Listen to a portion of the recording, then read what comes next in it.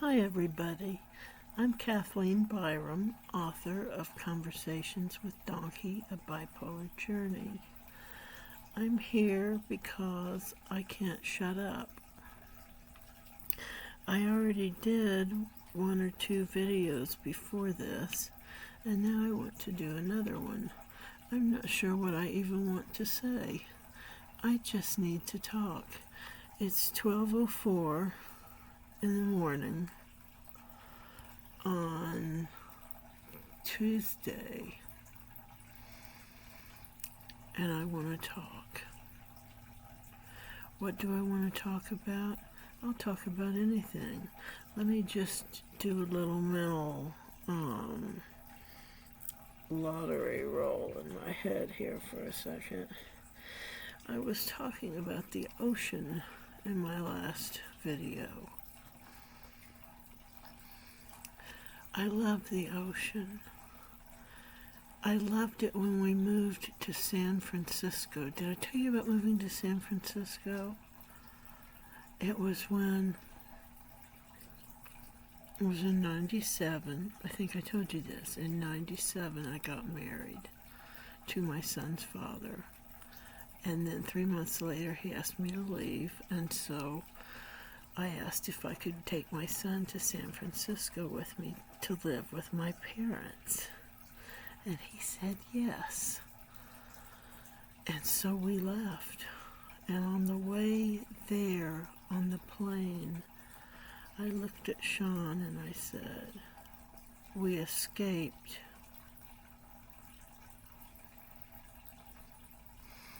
And that's what it felt like. And when I got to California, it did feel like an escape. It felt like an escape from all kinds of things that I was sick of and didn't know that there was something different. I had no idea that California was the way it was. I just heard people say bad things about it. But I was thrilled. And San Francisco, I don't think is what most people think it is. I suspect that when people think of San Francisco, they think of crime, maybe.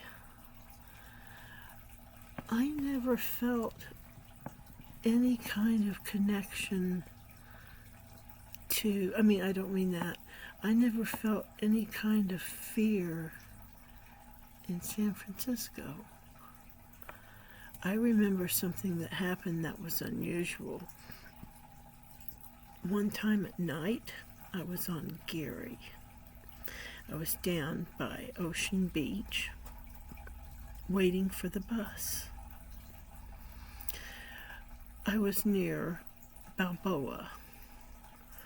And there was a place where I could wait for the bus to get on the bus that rides Geary, or a bus that comes down Geary turned onto Balboa, and that was another bus stop across the street from us.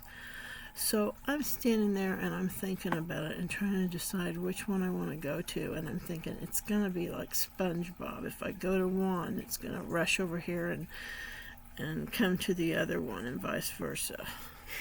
So I'm standing there thinking about this, and it's probably midnight, and this guy comes up in the dark, out of the blue,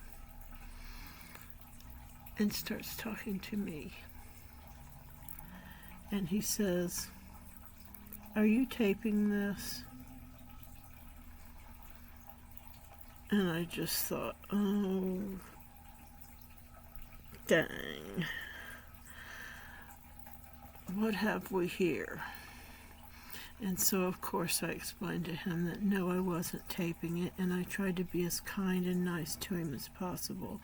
And he was polite and didn't give me any trouble.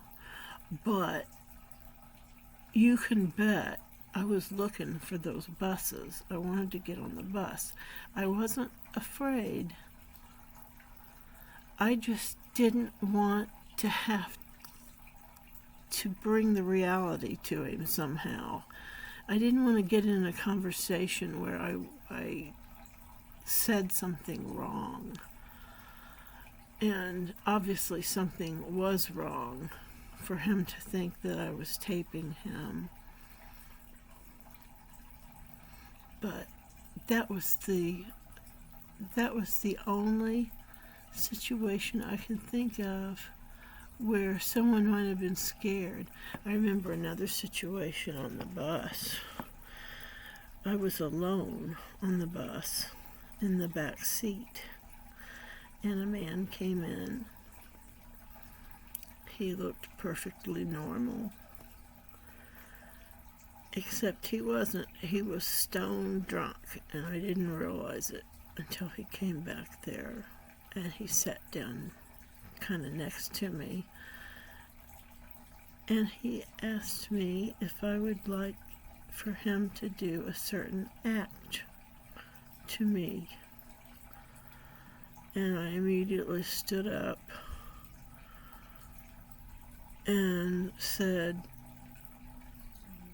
"No, but I don't talk about things like that on the bus," or something, to that order. And I walked up to the front, and fortunately he did not follow me and harass me. But San Francisco felt safe. It felt like a civil, kind place. And one of the things I noticed when I first came to San Francisco was the birds. The birds weren't afraid of people. Back in Indiana, you didn't get to just walk up to birds. They didn't just walk up to you. But in San Francisco, I noticed that birds would hang around you. And I thought, what does that say about the people here? I found the people very gentle and intelligent and good listeners. I remember something that was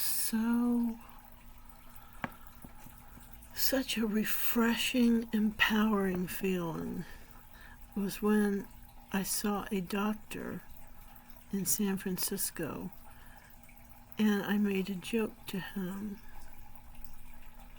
and he laughed, and he treated me like a normal human being, and that stuck in my mind.